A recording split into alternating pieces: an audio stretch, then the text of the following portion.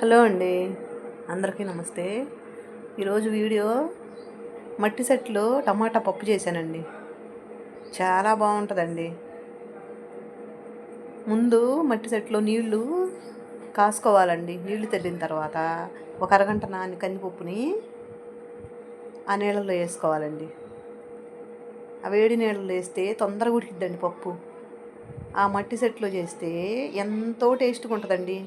మనం ఏందో ఈ రోజుల్లో హడావుడి పడిపోయి కుక్కర్లో పెట్టి 4 విజిల్లు బుస్సు అని 4 విజిల్లు రాగానే తీసేసి దాన్ని ఎనుపుకొని తినేసేస్తుంటామండి.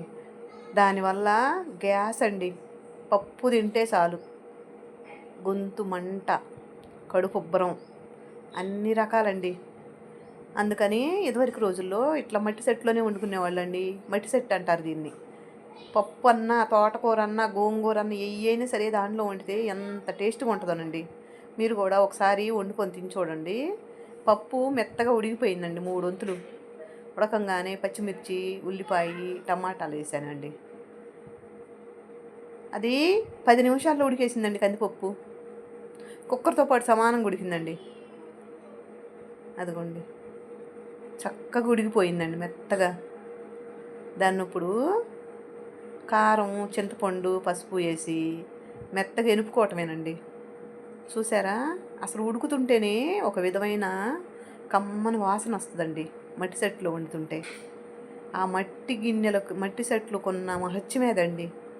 అసలు ఎంత కమ్మని వాసన వస్తుందంటే ఆరోగ్యానికి చాలా మంచిదండి. అదిగోండి కొత్తిమీర అండి. కొత్తిమీర కొంతమంది తిరగమాతలు వేస్తారు. మా పిల్లలు తిరగమాతలు వేస్తే తీసి పక్కన పెడతారండి. అందుకని నేను పప్పు ఉడికేటప్పుడే వేసేస్తా. ఉడికేసిద్ది కదా, ఇంకా కనిపించదు. ఎనుపుతాం కదా పప్పుని. అదిగోండి అయిపోయిందండి, మెత్తగా ఉడికింది. ఇంకా దాన్ని ఎనుపుకొని తాలింపు వేసుకోవటమేనండి. కాకపోతే మట్టి సెట్లు ఎనిపేటప్పుడు ఎక్స్పీరియన్స్ ఉండాలండి, లేదంటే సెట్ పగిలిపోద్దండి. జాగ్రత్తగా అంచులకు తిప్పుకోవాలి. అంచులమ్మటి టకా టకా కొట్టకుండా గుండ్రంగా తిప్పుకోవాలండి. అసలు ఈ పప్పు ఎంత టేస్ట్గా ఉంటుందేనండి. ఒకసారి వండితే వదిలిపెట్టరండి. అదిగో తాలింపండి. చిన్నులపాయ, ఎండుమిరపకాయ, తిరగమాత గింజలు, జీలకర్ర, ఆవాలు, మెయిన్ ఇంగవండి. ఏ కూరకైనా సరే ఈ పప్పులు, ఆకుకూరలకి ఇంగవ తాలింపు వేస్తే చాలా బాగుంటుందండి. నోటికి ఎంత కమ్మగా ఉంటుందోనండి. వాసన గుమగుమలాడుతుందండి. ఇంగవ వేసాం కదా. వీడియో నచ్చితే లైక్ చేయండి, షేర్ చేయండి. థ్యాంక్ యూ అండి.